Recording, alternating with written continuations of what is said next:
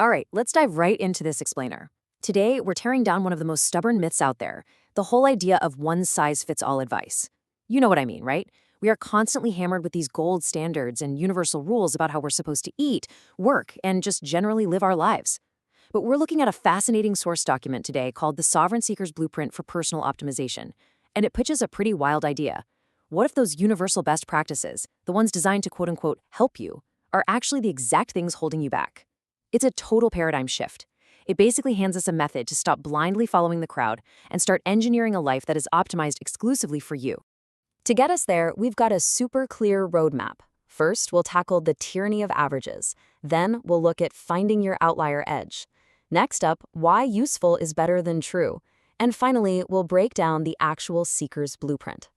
So, part 1, the tyranny of averages, or why the 90% fails you. The author hits on a massive core problem right out of the gate. We all tend to look at medical or lifestyle guidelines as these absolute ultimate truths. But the text argues these standards are actually a trap.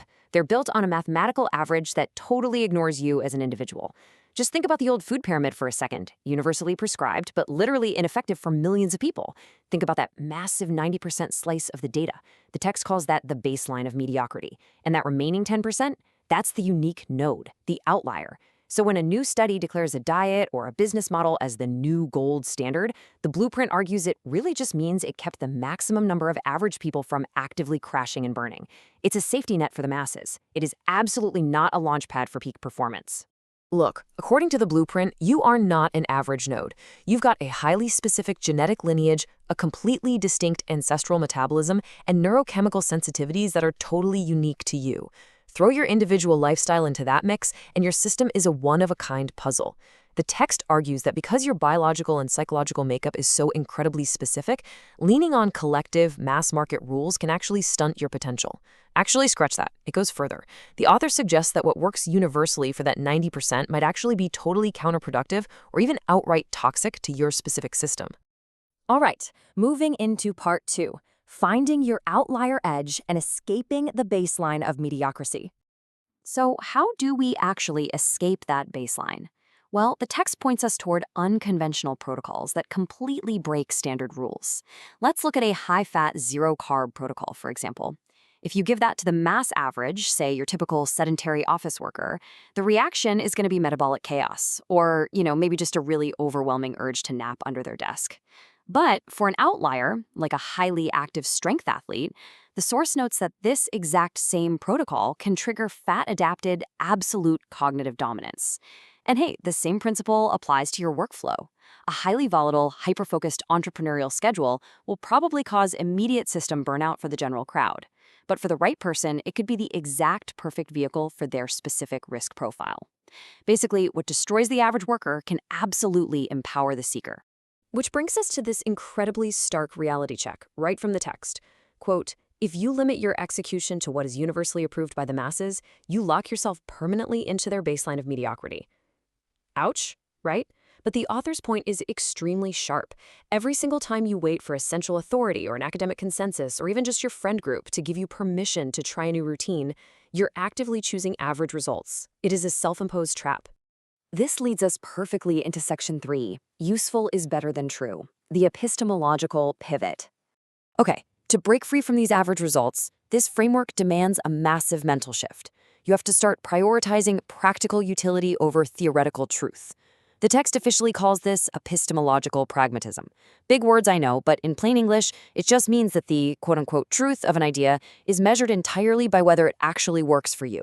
Does it improve the quality of your output? That's all that matters. If a totally wild protocol works perfectly for your system, it literally doesn't matter if it works for anyone else on the planet. Localized practical utility completely trumps universal theoretical truth every single time.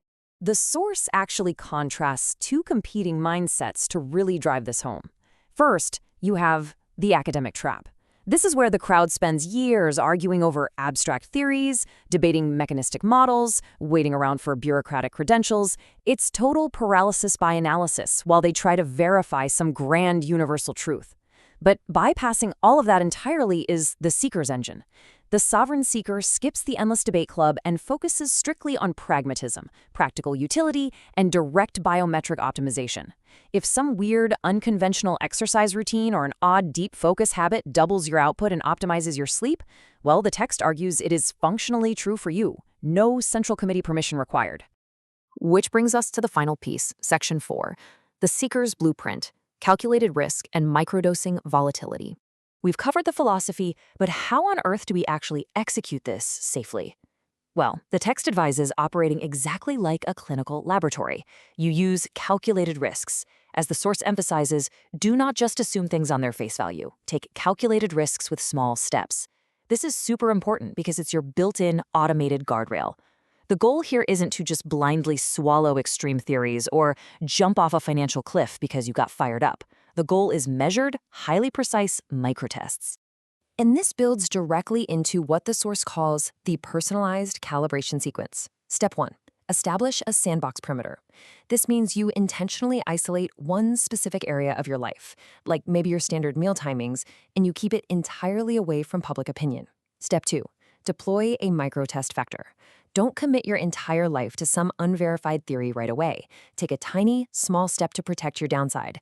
Test a crazy new business idea on a weekend parallel runway, or maybe just try a weird new nutritional input for breakfast only. Then, finally, step 3. Audit your sovereign balance sheet. This is where you strictly, honestly log your personal data after that testing window closes. So how do you actually audit that balance sheet? The text suggests hitting your system with 3 incredibly pragmatic queries. 1. Did your raw output velocity actually improve? 2. Is your biological or financial hardware operating with greater resilience? And 3. Did this change expand your internal sovereignty and peace? The whole framework is asking you to look right past what the experts predicted and stare strictly at your real-world data. And the blueprint's rule is brilliantly simple. If the empirical evidence is positive, boom, you lock that protocol into your operating system. But if it reads negative, the text says to discard it immediately with cold indifference. No motion, no attachment, just pure optimization. Which leaves us with one final vital question posed by the text, and I want you to really think about this.